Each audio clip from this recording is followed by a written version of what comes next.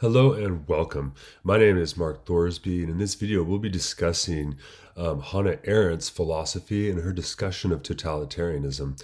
What we're discussing in particular comes from an essay that she wrote, and then was eventually added to her work, The Origins of Totalitarianism. And the name of the essay is Ideology and Terror, a Novel Form of Government.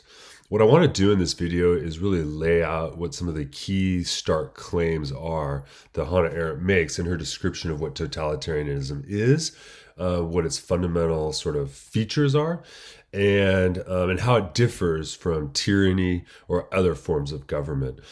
So let me just start off with a little bit about who Hannah Arendt was. She was born in 1906. She died in 1975. She was German, but she was also Jewish, and she lived during the Nazi rise and during the Second World War, which eventually forced her to leave Germany, originally for Paris, and then from Paris to New York, where she would eventually become an American citizen. Interestingly enough, she became a citizen at the same ceremony as Albert Einstein. She's one of the foremost political intellectuals from Europe of the 20th century. Her primary work that she's written, she wrote many books and she's very famous, but one of her primary works is called The Origins of Totalitarianism, which is a much, much longer work. In fact, this essay we'll be discussing today would eventually be added to the second edition of that book as the last chapter. So that's kind of what we're going to be talking about today. I think you'll find it's very interesting, somewhat disturbing. It's in the context, and you might ask yourself, for instance, how did Germany, which originally was a democratic republic, how did it become a totalitarian state? And so there's a lot of lessons we can take from what she discusses here as we think about our own political organization. And you can think here about the recent challenges to democracy that we've seen all over the world. And you might say this is one of I'm sort of organizing this under the auspices of one of the critiques of political theory when we talk about democracy or democratic social institutions, and in particular thinking about how they fail or how they can fail.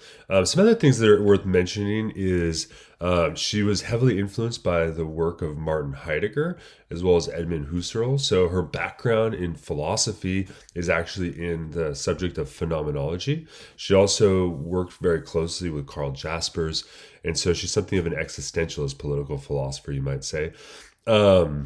So that's just a little bit about her, but I think what we'll do is we'll jump right into talking about what she has to say about totalitarianism in particular, and I'll be looking at my notes as I go through, so be patient with me. So let's kind of jump into it. Let's start off here by just trying to define what totalitarianism is. From her perspective, we get this notion that totalitarianism is actually a novel form of government that seeks to control total control over society, hence the term totalitarianism. It has total control over all aspects of life, involving the regulations of all public and private life. It establishes as something of an absolute loyalty to the state and often requires the suppression. You might not say often, but it typically requires the suppression of individual freedoms and dissenting views. A couple different things that are worth mentioning that Arendt says is that totalitarianism is not the same thing as tyranny, even though it has many aspects in relationship to tyranny that are very similar. Some of the things, I'll just kind of list a couple things that we can say from the very outset that totalitarianism does, is it creates new political institutions, and it destroys old political institutions. Classes, the distinction between various classes within a society, ultimately get transformed, in her view, into the masses.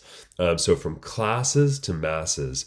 The party system is also supplanted by mass movements, and the power shifts ultimately from the army to the police. Totalitarian governments are not simply one-party systems, but they typically use one-party systems. and they typically have a goal of world domination, and they operate under their own system of values that we can call ideologies. So they share elements with tyranny, despotism, and dictatorship, but they are different. But it is a different form of system. At least that's one of the key striking claims she makes when we talk about totalitarianism. So some of the characteristics, as I mentioned, is they typically feature a single party system, centralized control, but really importantly, the use of terror as a means of enforcement. And we'll see that in her view, terror is something that's enacted upon everyone in the population. And it's different from just fear of the government, but the notion that it's arbitrary and everyone lives under terror. Totalitarians will suppress opposition and create new political institutions while dismantling the older ones in order to maintain power and control. So that's a little bit about the background. We might also say that one of her thinking on her discussion of totalitarianism is heavily enforced, and she discusses psychology and sociology quite a bit. And you might say is that we can understand the emergence of totalitarianism as being driven by psychological forces, which is quite interesting. So keeping going through it, I mentioned that totalitarianism includes the transformation of classes into masses. So, for instance, in a totalitarian system, there are distinct social classes, but these get transformed into an indistinguishable mass of population.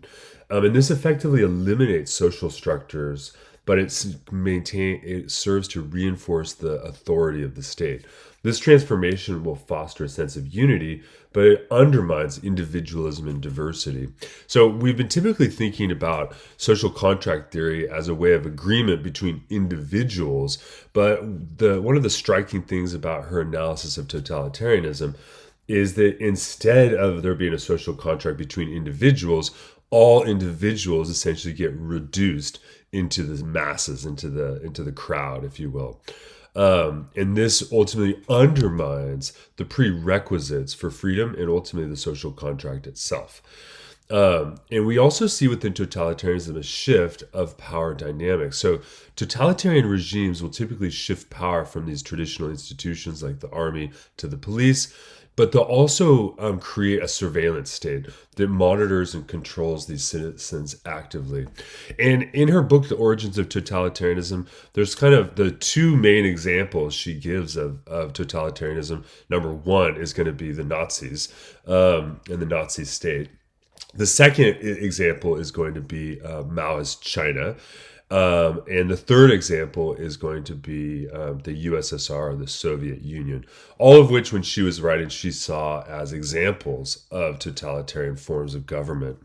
So one of the things, too, is that the transition into totalitarianism by surveillance and by ultimately destroying civil as well as public and governmental institutions and replacing them, this contributes to the regime's ability to continue to suppress dissent and instill fear within the population, or in her words, terror. Terror becomes the modus operandi. We'll talk more about that in a minute. Now, we can talk a little bit about one-party systems. Not all, in her view, not all, an authoritarian government might be a one-party system, but that doesn't mean that an authoritarian government is necessarily a totalitarian government. So part of what she wants to do in this essay is really distinguish these two, but they do share similar features. So we have sort of an example here of the Soviet Union here in this little image here as an example of a one-party system. The Communist Party, for instance, in the Soviet Union.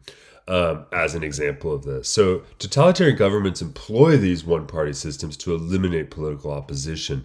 It's a movement of the consolidation of power, and this ensures that the ruling parties maintain control over the political discourse, the decision-making, and effectively sidelining alternate viewpoints.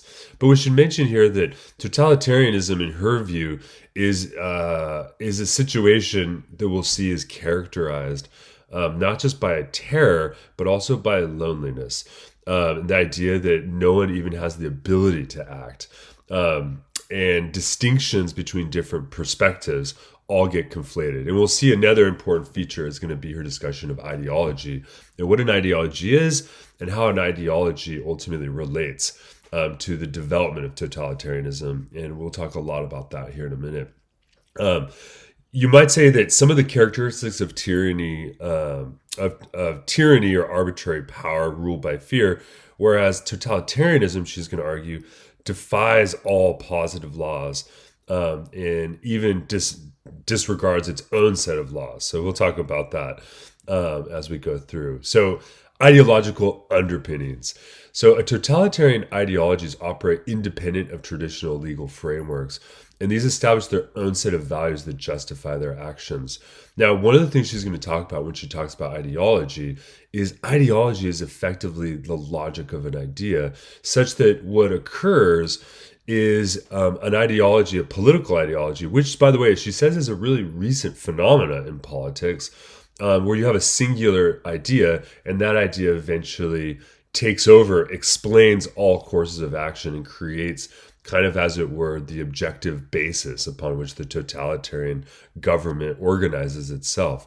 We can give an example. So when we're talking about the Nazis, the sort of ideology that's at the basis of their totalitarian regime was essentially a sort of social natural Darwinism. In her essay, she'll talk about this sort of law of nature that the Nazis would use in order to have a sort of objective criteria. If we were looking at the Soviet Union, by contrast, we could say that their ideology is organized around a sort of movement of history, where history, the historical material dialectic of Marx, for instance, becomes the overriding scheme that explains everything. It's interesting here, we could even look to the work of Karl Popper. When Karl Popper talks about science and he talks about Marxism, one of the things he says is that Marxism can never be falsified. In other words, Marxism can never encounter a phenomena that it can't explain. And as a consequence, it's ideological rather than scientific. Now, Hannah Arendt doesn't talk about or quote from Karl Popper in this essay, but Karl Popper is writing at the same time and thinking about the same issues, and so I think it's worth mentioning. And these ideologies often employ this historical natural laws to validate their claims and their objectives.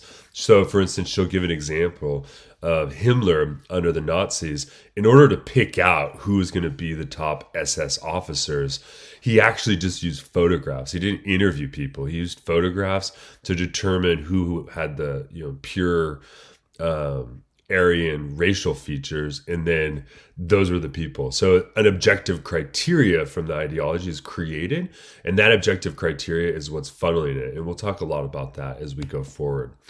And again, we can compare it with tyranny.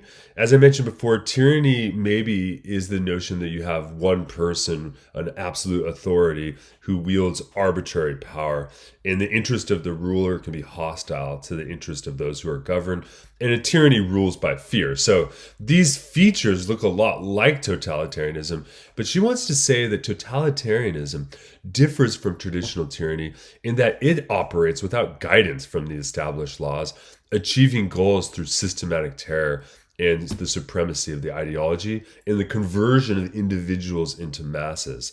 Now, while both exhibit authoritarian traits, totalitarianism uniquely seeks complete societal transformation, total control, whereas in a tyranny, there are laws, for instance, that are created by the authority or the leader, as it were, but it's not quite a total control and domination.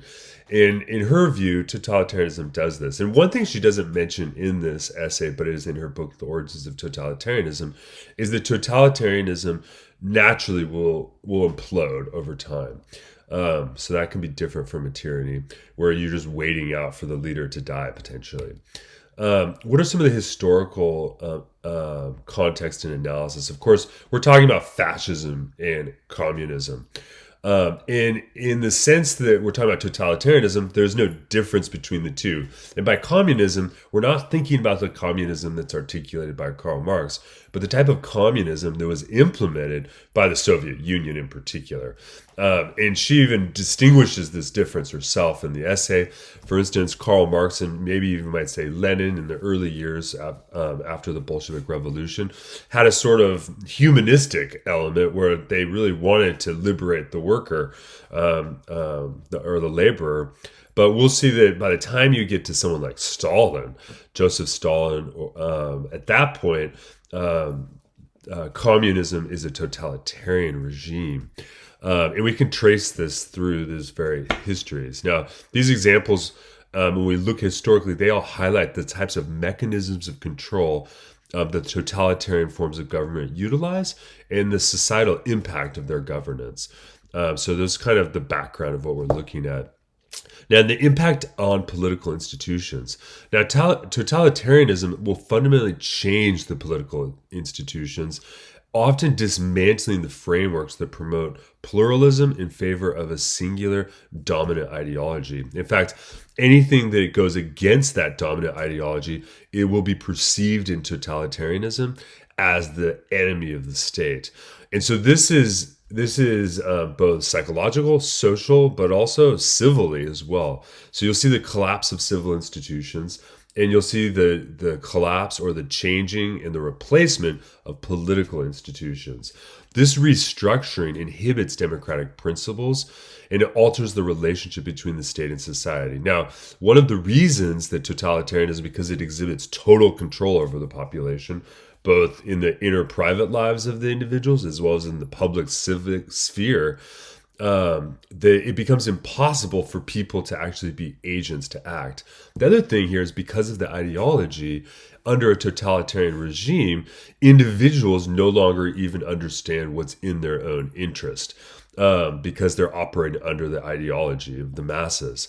Now, if we reference this back to Rousseau, who's someone we talked about earlier, Rousseau, for instance, if we recall back in the second chapter of the Social Contract, Rousseau talked about the idea that democracies can fail, or the social contract can fail, when individuals no longer recognize what's in their own collective interest. You'll recall he talks about this, Rousseau, as the problem of associations. And what I just want to highlight there is it's been well known by political theorists that if people don't recognize what's in their own interest, then it becomes impossible for them to recognize what Rousseau called as the general will, or what's in the collective interest. And so when those things occur, things collapse. Now, the difference, though, is that in totalitarianism, we don't have a problem of associations. In other words, what we have is that all associations get dismantled in favor of just one association, and that's the ideological association and philosophy, if you want to call it that, of the totalitarian regime. In the case of communism, it's this historical materialism. And then in the case of the Nazis, it's a sort of social Darwinism. Now, what are some of the goals of totalitarian regimes? Often it's driven by a sense of world domination. Why is that the case? Because it's driven by the aspiration to impose this ideological belief onto everyone and everything. Remember, the modus operandi of a totalitarian regime is totality. So the idea here is the totality of the ideology in all spheres. And this, of course, transcends just the singular nation and becomes a sort of world domination. And you can see here, if we go to the Soviet Union, the development of the Soviet Union was to turn all nations into communist nations, and the Nazis wanted to literally control everyone and everything. So these are sort of features that she identifies as that tend to be the goal of the totalitarian regime. So achieving and maintaining absolute totalistic power over the populace is paramount to the survival of the totalitarian regime. So with that's some of just the basic ground rules for thinking about what a totalitarian regime is. Let's see if there's anything I ought to mention here that's in my notes as well. what you might say is that one of the things that totalitarianism does is it breaks with the people, as being the people as the source of power. So instead of seeing the people as the source of power, instead the people become the object of ideological domination. And eventually, and how is that achieved? Through terror, we'll see. Okay, let's jump into the role of terror in particular, right? So the nature of terror in totalitarianism. Terror is an essential mechanism of the totalitarian state. It instills fear and ensures obedience among its citizens. But we should mention here, is even though I've written it up this way, that Hannah Arendt does in fact distinguish between fear and terror. Fear, in her view, is when I at least know how I can act, but I'm afraid to act, whereas terror is a situation in which I no longer even recognize that I can act. Terror creates the conditions in which agency, the capacity for agency, is obliterated. So the very possibility of freedom is lost. Whereas in fear, I'm afraid to use my freedom, but the capacity still exists, at least within principle. So one of the things that happens in totalitarian regimes is they create a system of fear that transforms the political landscape into a realm where individual actions and beliefs are basically undermined completely through surveillance, control, and also the arbitrariness of it all. It's arbitrary because Hannah Arendt talks about the idea that terror is used to control or to create both the victims as well as the executioners within totalitarianism. She writes, quote, "Terror becomes total when it becomes independent of all opposition. It rules supreme when nobody any longer stands in the way. Terror is the essence of totalitarian domination." That's on page 310 of the essay. So terror is used to create, and again, to create, I'd say, but also it's used against the, quote, objective enemies that are perceived by the ideology, whether that's the ideology of nature that's used by the Nazis or the ideology of history that's used by the communists. There's no longer in this situation a meaningful distinction between guilt and innocence. So the laws in the constitutional government create stability against this backdrop. That's by opposite. And by the way, we can say here something is that there are laws in a totalitarian government, but we'll see that the laws always give way to the ideology, not the other way around. The ideology doesn't change from the law. So one of the things she mentions is that even when laws are created in the totalitarian government, they'll just disregard those laws when the ideology requires it. And you can see here, if you go to the Holocaust Museum and you learn about the history of Nazi Germany, one of the things you'll see is that they were constantly rewriting their laws in order to designate who the enemies of the state were. And so the laws are never actually followed as an end. Instead, the laws are just changed in order to fit the ideology as time goes by. I think I'll read you this one quote here. And this is on page 311 of her text. She writes, "Positive laws in a constitutional government are designed to erect boundaries and establish channels of communication between men whose community is continually endangered by the new men who are born into it. With each new birth, a new beginning is born into the world. A new world has potentiality to come into being. The stability of the laws correspond to the constant motion of all human affairs, a motion which can never end as long as men are born and die." One of the things that we'll talk about at the very end here is that Hannah Arendt's very interested in what she calls the principle of natality, the idea that people are constantly being born into society, which that means there's new ideas which are constantly emerging, and laws create stability given that feature of natality. She writes, "The laws hedge in each new beginning and at the same time assure its freedom of movement, the potentiality of something entirely new and unpredictable. The boundaries of positive laws for the political existence of man, what memory is for historical existence, they guarantee the pre-existence of a common world, the reality of some continuity which transcends the individual life, span of each generation and absorbs all new origins and is nourished by them. In the initial stages of totalitarianism, the totalitarians seem to behave a lot like tyrannies. So initially, there's usually a singular rule, one-party rule. There's an authority, a leader, and it acts like a tyranny. But we'll see that it has different aspects. Now, terror is the tool in the essence of totalitarianism, according to Arendt. So in totalitarianism, terror operates as both a tool for political control and an intrinsic aspect of the governance itself. It shapes the very essence of political life, making a divergence from traditional governance methods that rely on law and consent. So the law no longer becomes the feature that's organizing the society or the government. Instead, it becomes the ideology, which we'll talk about. So there is a difference between law and terror, right? So while laws promote order and justice in a constitutional government, terror in a totalitarian regime replaces the legal norms. Laws become irrelevant as terror becomes the primary method for instilling compliance and allowing the regime to act outside of legal boundaries. So law no longer becomes the modus operandi in a totalitarian state. Instead, it's terror itself. So it doesn't matter what the laws are, really, because the laws aren't there to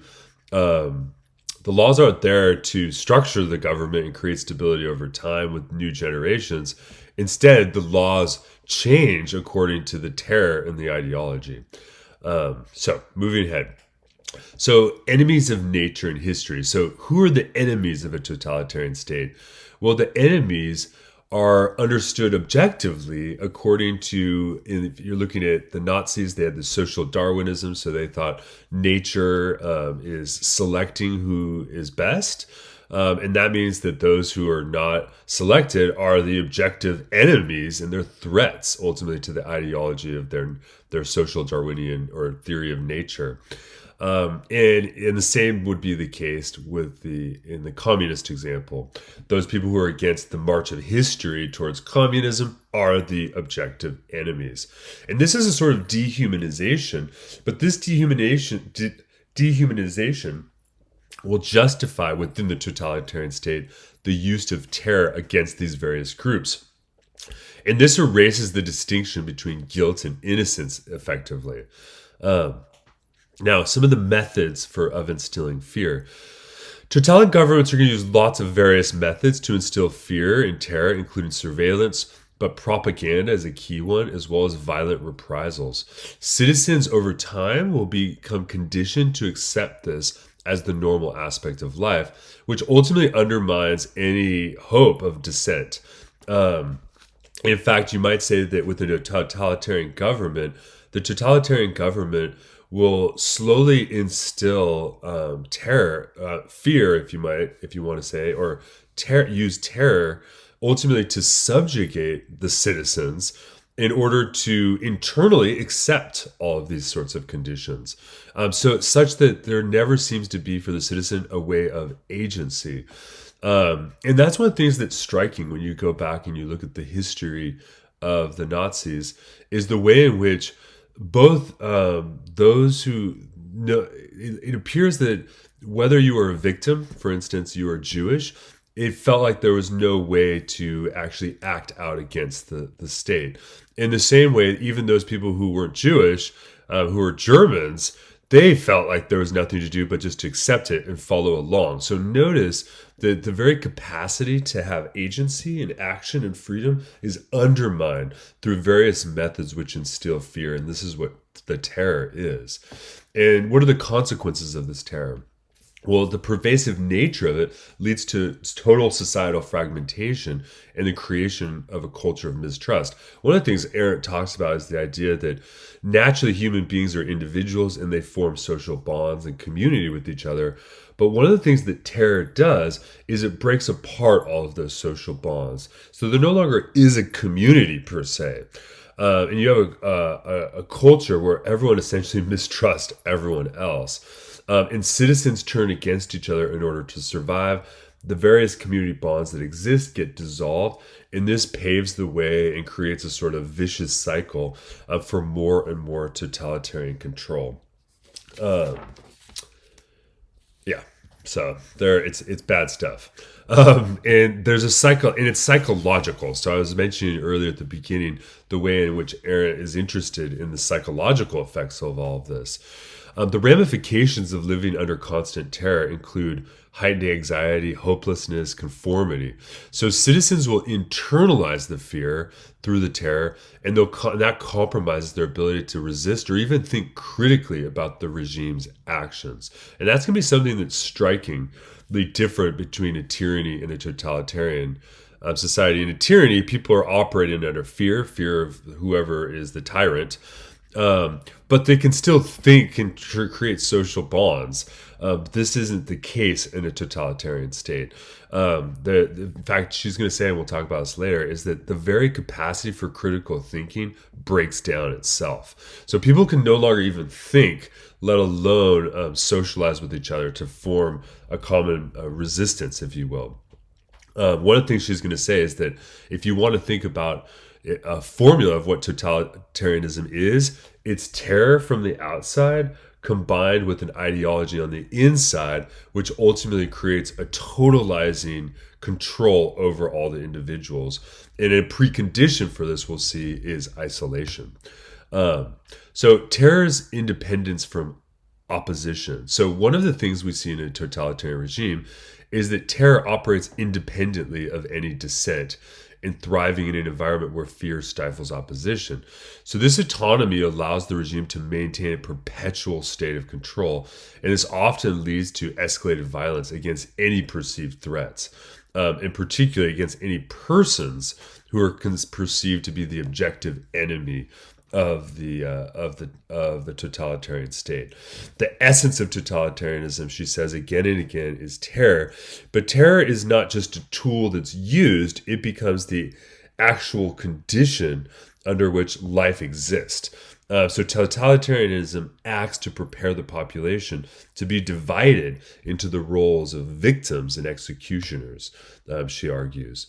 So you have a collapse, therefore, of the plurality of society. So totalitarianism leads to this, and it replaces the diversity of voices that people can have, where people disagree with each other and talk, into a singular, objective, quote-unquote, narrative.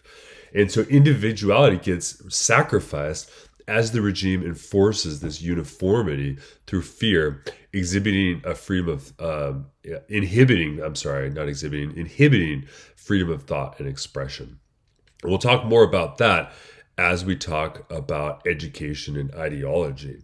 Now, what is ideology? I'm going to talk a little bit about this first. Before I talk about the relationship between education and totalitarianism, let's define what ideology is. On page 315 of the essay, if you're looking at the essay form that I am, she writes, ideology can quote, explain everything and every occurrence by deducing it from a single premise, end quote. So quite literally, she says, an ideology is the logic of an idea. But it's one which becomes totalized within a totalitarian system. So ideologies, as I mentioned, are a recent phenomena in politics. And today, we're quite accustomed to thinking about ideologies. In her view, and she talks a lot about this in The Origins of Totalitarianism, ideologies are very, very dangerous, because ultimately what ideologies seek to do is you have one singular idea. Let's call it like social Darwinism or something like this. Or she gives the example in the essay of deism or something like this. You have a singular idea, and then that idea begins to explain everything. And it becomes totalized to the point that any information that goes contrary, even your own observational evidence, what you see with your eyes, no longer counts as counterfactual information.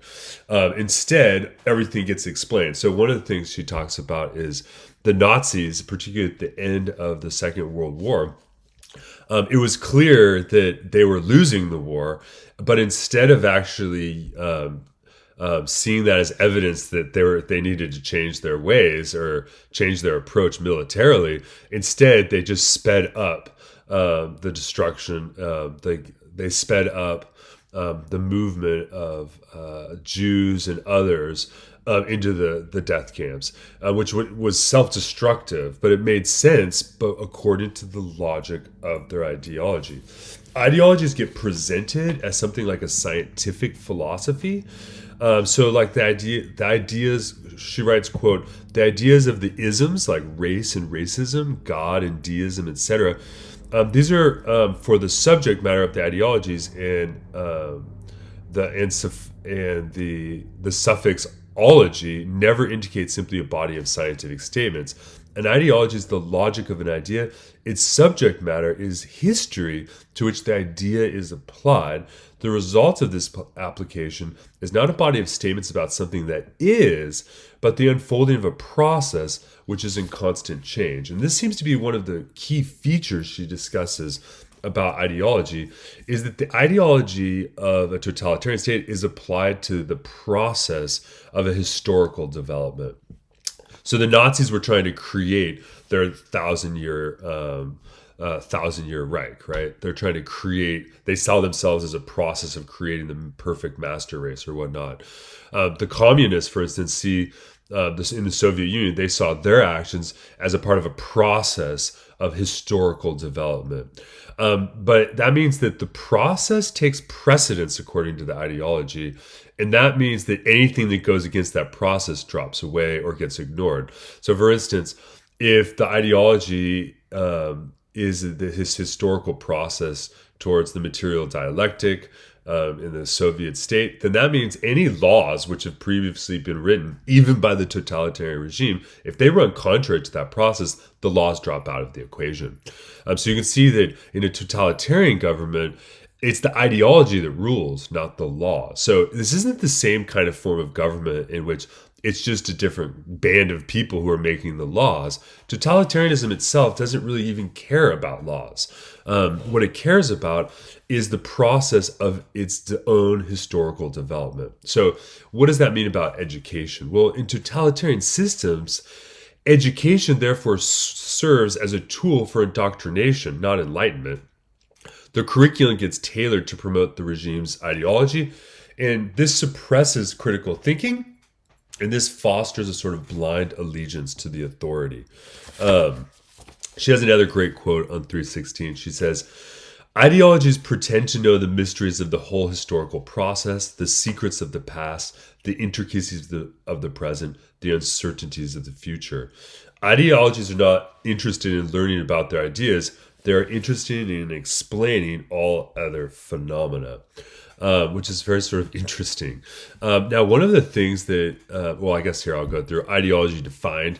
Ideology, therefore, refers to a coherent set of beliefs that shape political actions and societal norms, and they organize reality around a single guiding principle. Notice that's the opposite. It's not reality that's organizing the idea. It's the idea which which organizes the reality.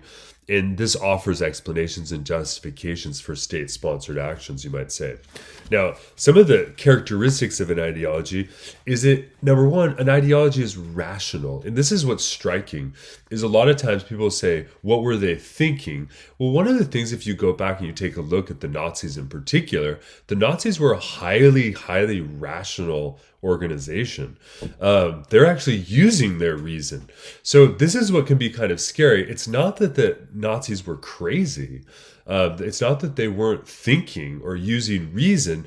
The problem is that reason was completely circumscribed into their ideology. So they sought to avoid any contradictions, and that meant that they had to deny anything in their experience that contradicted the ideology, and this destroys the capacity for critical thinking itself.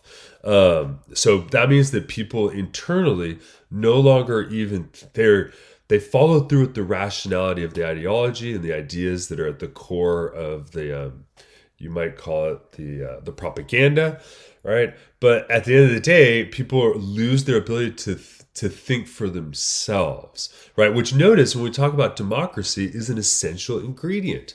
You have to be able to think for yourself. Rousseau says that. Locke says that. Hobbes says that. Rawls says that. You have to be able to think for yourself in order for a democratic government to work.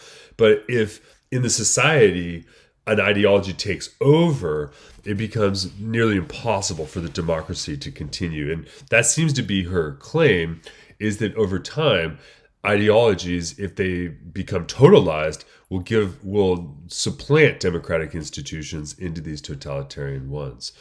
So that means that there is a role of ideology within the government itself, where the ideology underpins the whole framework within which the authority is operating.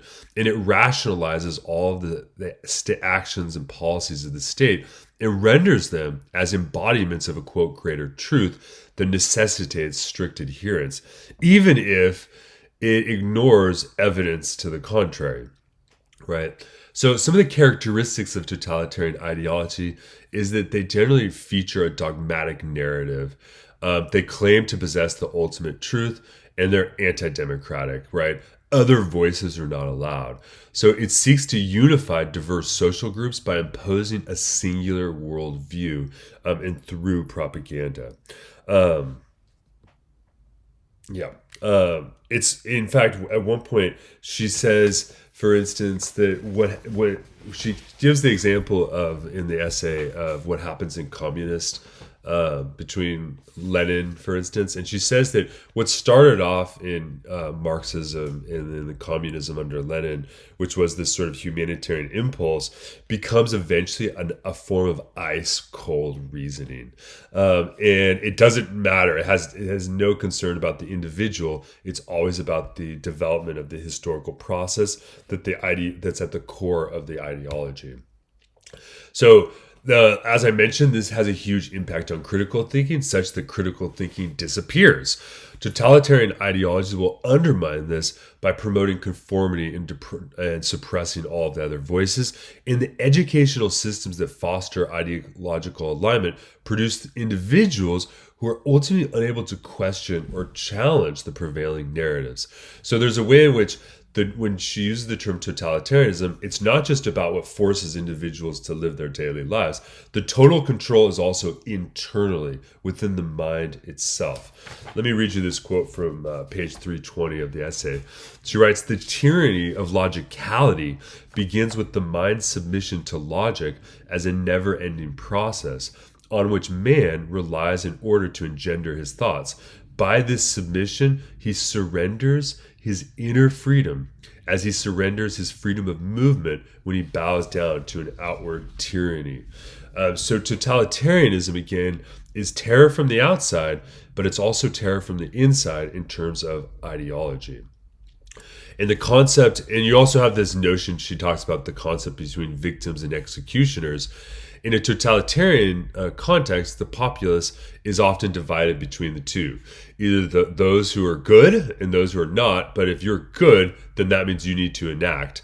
You need to execute the ideology onto the victims. Now, the irony here is that the ideology creates a sort of objective, quote unquote, criteria for this. It's not about the individual at all, right? It's about how you are categorized as either serving the historical process of development or not, right? So this duality of roles serves to justify state violence against perceived enemies and creates an environment of fear and compliance among the entire citizenry. But it also gets internalized. Now, ideologies, we can talk about ideologies and the rationality of totalitarianism, therefore, and say that totalitarian ideologies claim a rational foundation by asserting that their principles are rooted in these quote-unquote scientific or historical truths, and this perceived rationality gets leveraged to legitimize oppressive measures against the dissenters, well, against really everyone within the society. And again, we can think of social Darwinism and Soviet historical materialism as examples of this. But you could look to others potentially as different forms of examples of ideology, political ideology, totalitarian ideology. And again, the cold rationality of terror. This sort of ice cold reasoning, this creates a chilling effect in which rationality transforms personal and political relationships into mere transactions of power and fear. All individuals get subordinated into the historical process of the ideology. And therefore, it's a sort of it's a problem of logic as much as it is a problem of oppression, because it's internalized. So totalitarianism operates under a tyranny, therefore, of logicality, where strict adherence to ideological constructs replaces individuals' reasoning. This leads to a surrender of individual freedom, as the regime's logic dictates what's permissible both in thought and in action. So it's pretty dark stuff, you might say. So moving on here, there's one more ingredient she talks about in the essay that's helpful and important to recognize. And it also be important for us to recognize, well, what can we do against and how can we protect ourselves against totalitarianism? And that's her notion of isolation and loneliness. So isolation is the next ingredient to talk about. So what is the definition of isolation in a political context? Well, isolation refers to the state where individuals feel disconnected and unable to participate in civil or civic life. And this allows the totalitarian regime to thrive. This isolation is manipulated to prevent collective dissent and unity among the citizens, ensuring dominance from the governing power. She writes on page 322, isolation may be the beginning of terror. It certainly is its most fertile ground. It always is the result. So put it this way, you divide the population where everyone feels completely isolated from everyone else. And that means the terror becomes totalized and therefore internalized over time. And that destroys what Hannah Arendt calls the capacity for individual action or agency. Isolation in the political sphere is called loneliness in the social sphere. So isolation is her term for talking about the politics of what's happening. But we might say loneliness is what occurs psychologically in the social sphere, but they're really the same phenomena, just in different context. She writes, quote, on 322, I can be isolated, that is in a situation in which I cannot act because there is nobody who will act with me. So action is undermined because action requires the agency between individuals or between citizens in the political context. So that's what isolation is. And in the social sphere, it's loneliness. And loneliness manifests through a loss of relationships and community ties, making individuals all vulnerable to these totalitarian ideologies. So when social interactions dwindle, the impact diminishes the capacity for collective action, which creates persisting fear among everyone in the population. She gives an example. She says, when you think about, for instance, in the Soviet Union, all activities get reduced to just mere labor, and all individuals get reduced to just being laborers, and that's because of the historical ideology of Marxism or of communism. So here, I'll give you another quote here. This is from 323. She writes, where isolation concerns only the political realm of life, loneliness concerns human life as a whole. Totalitarian government, like all tyrannies, certainly could not exist without destroying the public realm of life. That is, without destroying, by isolating men, their political capacities. So loneliness becomes the common ground which allows terror to do its work within totalitarianism. And this is the consequence of isolationism. The isolation of individuals leads to mental distress and submission to the totalitarian narratives. Vulnerable populations are more easily coerced into compliance when they lack support systems, ultimately undermining all of the democratic structures for individual liberty. Now, one thing she's going to say is that loneliness is not the same thing as solitude. But there is, before I go there, we might talk here about the unbearable nature of loneliness.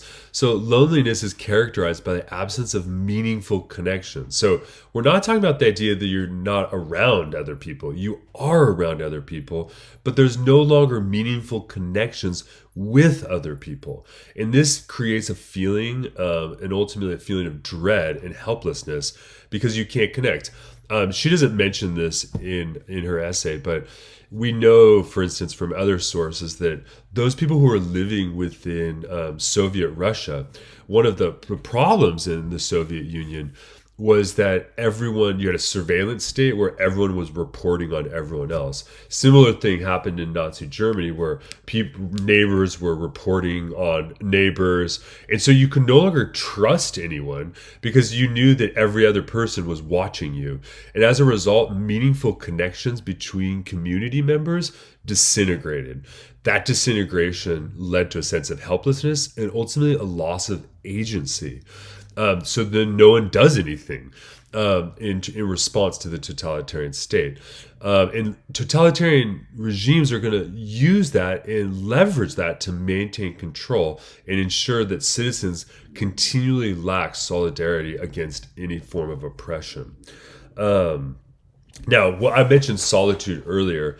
What is solitude? Solitude is when you are not around anyone, whereas loneliness is you're around other people, but you no longer even have a connection. And as a consequence, she even says, it's as it were, you lose your own sense of self. Loneliness, she writes on 326, is ultimately what prepares people for totalitarian domination. And this, of course, creates an impact on people's own sense of identity, right? So isolation and loneliness distort your own individual sense of identity, of who you are. And this leads to a point in which you have self-alienation. And in one sense, people become dependent upon the state ideologies to think for them, to define their values, because they're no longer able to do it for themselves or to recognize themselves as having value within a community because there is no community any longer, no meaningful community. And so when people are detached from these values, their community values, their personal beliefs and identities are easily reshaped by the totalitarian narratives, and this fosters conformity. So isolation prepares individuals for totalitarian domination by making them susceptible to the coercive politics of the state. And a fragmented society poses little threat to a totalitarian regime, as isolated individuals are increasingly less likely to actually resist or to organize. So that means there's a connection here between isolation and terror, because isolation fosters an environment where terror can flourish unchecked, as the lack of social cohesion prevents any sort of collective opposition. Fear thrives in isolation, making it an effective tool for totalitarian regimes to instill a sense of helplessness among the entire population.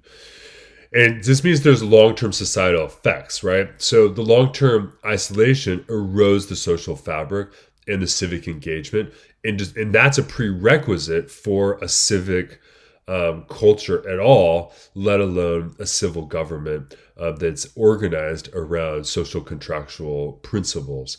So societal apathy and disconnection are what result in this sort of decreased political participation. And this ultimately undermines democracy and individual freedoms completely, to the point that even though Nazi Germany had the trappings of a democracy, in the sense that they had votes and things like this, all of it eventually just is destroyed because the preconditions that enable the very capacities for individual freedom and liberty are gone.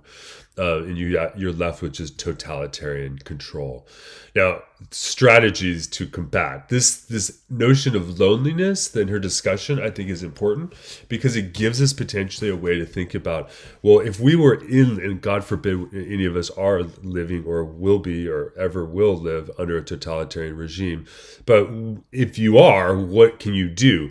Well, obviously the primary strategy then has to be to combat terror, and the way to do that is to try to foster community engagement and promote dialogue amongst each other. In fact, when Hannah Arendt eventually came to the United States, one of the things that she actually admired most about the United States was the degree to which in the United States we would promote community dialogue amongst each other, and that this is a way to resist the way in which ideologies can take over in a totalitarian regime. So that means that if we want to think about how to to combat isolation, you have to somehow work to build resistant communities. And maybe that's through social programs, which can empower individuals and counteract these sorts of totalitarian influences by encouraging collective action, restoring connectivity amongst the citizens. Ironically, that wasn't possible for Nazi Germany.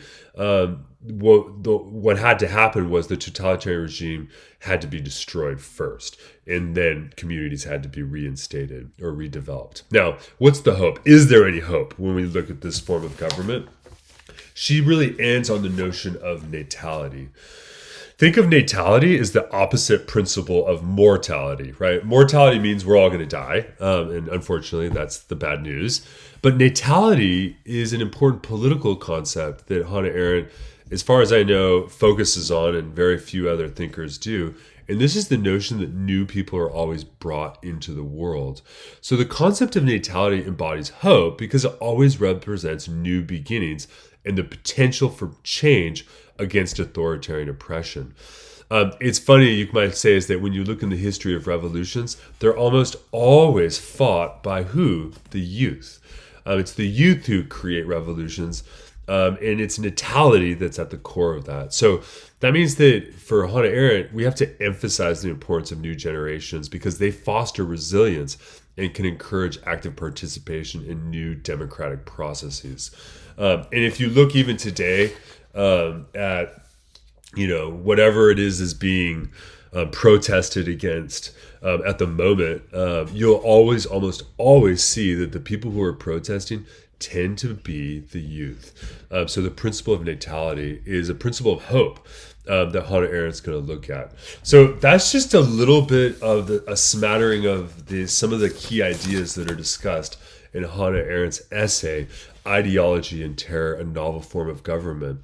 It's an important essay for us to look at today, particularly as we look across the world. We see that democratic institutions seem to be in a state of decay, or at least many critics are arguing that.